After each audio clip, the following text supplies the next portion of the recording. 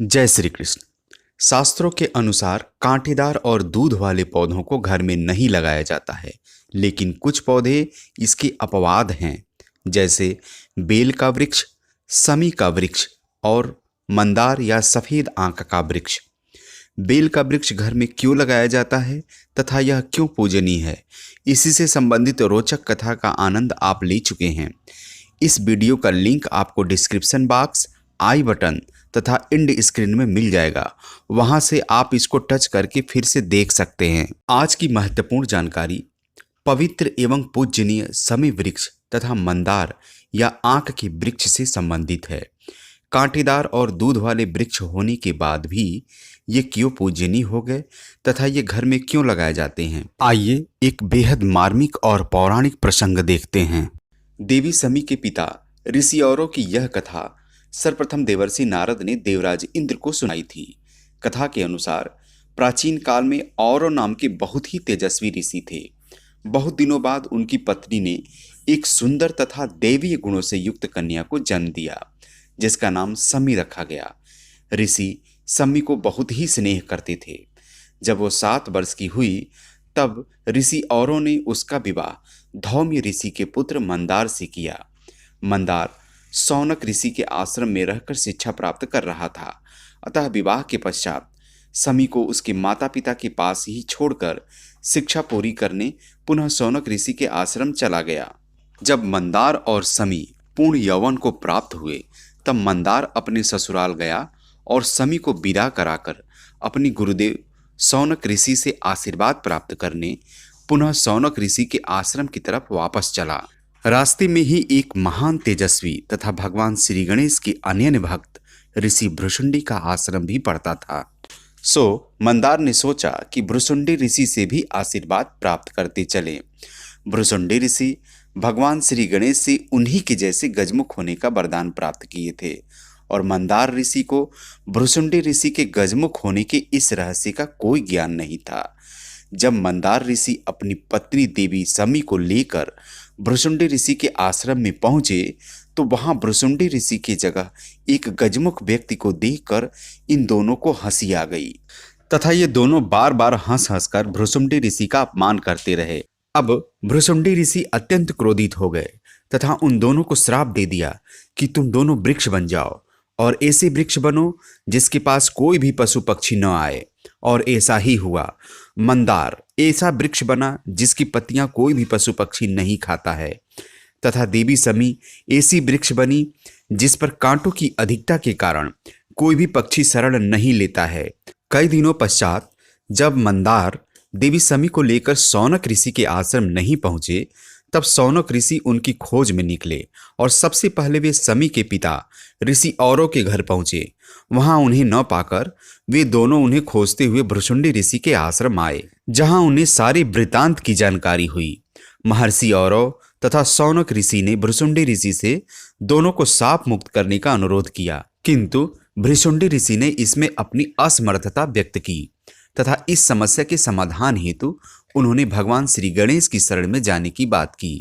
महर्षि औरों ने भगवान श्री गणेश का आवाहन किया तथा समी और मंदार को शाप मुक्त कर पुनः पूर्वावस्था में लाने के लिए भगवान श्री गणेश से प्रार्थना की।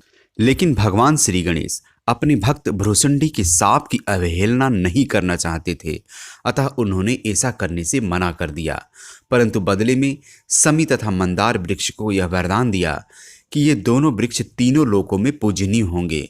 भगवान शिव तथा स्वयं उनकी पूजा बिना इनकी उपस्थिति में पूर्ण नहीं माने जाएंगे। ये पति पत्नी दोनों जहां साथ में होंगे वहां स्वयं मैं रिद्धि सिद्धि के साथ निवास करूंगा। इतना कहकर गणेश जी अंतर ध्यान हो गए, लेकिन ऋषि औरों को अपनी पुत्री और जमाता को इस रूप में देखना बहुत ही पीड़ादायक था। ऋषि औरव समी वृक्ष के नीचे विलाप करते करते अपने प्राण त्याग दिए। इस महान ऋषि का तेज अग्नि के रूप में समी के तने में समाहित हो गया। इस प्रकार देवर्षि नारद ने देवराज इंद्र को औरव ऋषि, देवी समी तथा मंदार की कथा सुनाई। आज भी शिव और गणेश के मंदिरों में हवन से पहले समी की लकड़ियों को घिसकर गुप्त अग्नि को प्रज्वलित की जाती है और तब इसमें आहुतियां डाली जाती हैं।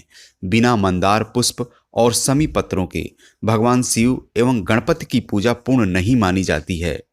मित्रों, आपको यह जानकर बहुत ही आश्चर्य होगा कि आज भी सफेद रंग के पुष्प वाली मंदार के पौधे की जड़ में 21 वर्ष के पश्चात गणपति अपने किसी न किसी विग्रह के रूप में स्वयं प्रकट होते हैं। अर्थात 21 वर्ष के पश्चात सफेद मंदार की जड़ अपने आप गणेश की आकृति लेती है, जिसे श्वेतार्क गणपति के नाम से जाना जाता है। और तंत्र शास्त्र में श्वेतार्क गणपति का बहुत ही महत्व है।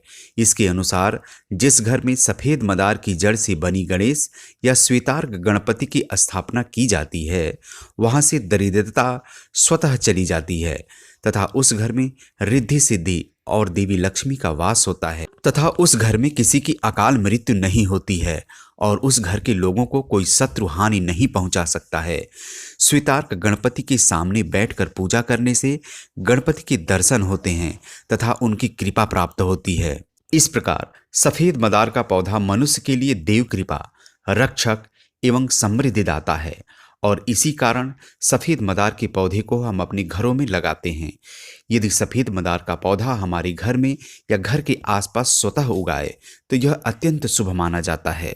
मित्रों, समी का वृक्ष भी तभी से हमारे लिए पूजनीय और वंदनीय है, जिसे हम अपने घरों में लगाकर पूजते हैं तथा मनोवांछित सफलता प्राप्त करते हैं। त्रेता युग में मर्यादा पुरुषोत्तम भगवान श्री राम के पूर्वजों के द्वारा भी इस वृक्ष की पूजा के प्रमाण शास्त्रों में मिलते हैं।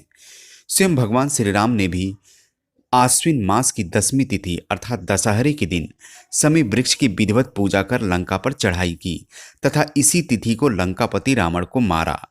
इसी कारण दशहरे के दिन समी वृक्ष का दर्शन परम कल्याणकारी तथा अत्यंत शुभ माना जाता है। आज भी किसी विशेष कार्य पर निकलने से पहले लोग समी वृक्ष की पूजा कर शीश नवाते हैं। महाभारत काल में भी जब पांडव 12 वर्ष के वनवास के बाद 1 वर्ष के अज्ञातवास में जाने वाले थे, तब उन्होंने अपना भेष और नाम बदले थे तथा विराटनगर राज के बाहर एक शमशान में उपस्थित बड़ी सी समी वृक्ष की पूजा कर अपने सभी अस्त्र शस्त्र इसी वृक्ष में छिपाए थे। कुछ जानकारों के अनुसार हारे का सहारा बाबा खाटू श्याम के नाम से प्रसिद्ध महात्मा बर्बरिक, जो कि महाबली भीम के पौत्र और घटोत्कच के पुत्र हैं, इन्होंने भगवान श्री कृष्ण के कहने पर अपने शीश का दान किया था तथा संपूर्ण महाभारत युद्ध देखने की इच्छा जताई थी। तब भगवान श्री कृष्ण ने इनके कटे हुए सिर को एक ऊंची पहाड़ी के टीले पर स्थित खेजड़ी के वृक्ष या समी के वृक्ष पर स्थापित कर दिया, जहां से महात्मा बर्बरिक ने संपूर्ण महाभारत युद्ध को देखा था। इन सब कारणों से भी समी का वृक्ष अत्यंत पूजनीय तथा सर्व सिद्धियों को देने वाला होता है। समी के वृक्ष को कई नामों से जाना जाता है, जैसे छोकरी का वृक्ष, समी या सुमरी का वृक्ष, खेजड़ी, सांगरी तथा कांडी का वृक्ष इत्यादि नामों से जाना जाता है। राजस्थान के किसानों की अर्थव्यवस्था का एक महत्वपूर्ण आधार है समी का वृक्ष या खेजड़ी का वृक्ष। इस वृक्ष के धार्मिक और आर्थिक महत्व के कारण ही समी या खेजड़ी का वृक्ष राजस्थान का राजकीय वृक्ष है। सर्व मनोकामना को पूर्ण करने वाले समी वृक्ष की पूजा के साथ ही एक सवाल यह भी है कि इस वृक्ष को घर में किस दिशा में लगाना चाहिए। समी के वृक्ष को घर के मुख्य दरवाजे की बाईं तरफ लगाया जाता है, जिससे घर के बाहर निकलते समय दाहिनी तरफ इस वृक्ष के दर्शन हो सकें। समी वृक्ष को अपने घर में शनिवार के दिन लगाना सही होता है, लेकिन वैसे तो विजयदशमी या दशहरे के दिन यदि इस समी वृक्ष को अपने घर में लगाते हैं तो यह अत्यंत शुभ माना जाता है। समी वृक्ष के नीचे नियमित रूप से सरसों के तेल का दीपक जलाएं। यदि रोज संभव न हो तो प्रत्येक शनिवार को सायंकाल एक सरसों का दीपक समी पेड़ के समीप अवश्य जलाएं। इससे आपके घर और परिवार के सभी सदस्यों पर सदैव न्याय के देवता शनि की कृपा बनी रहेगी। और यदि आप देवी समी के साथ उनके पति ऋषि मंदार या सफेद मंदार के भी वृक्ष को अपने घर में साथ साथ रखते हैं तो सारी सिद्धियां आपके हस्तगत होंगी, इसमें कोई संदेह नहीं है। आपको जानकारी कैसी लगी कमेंट अवश्य करिए। जय श्री कृष्ण।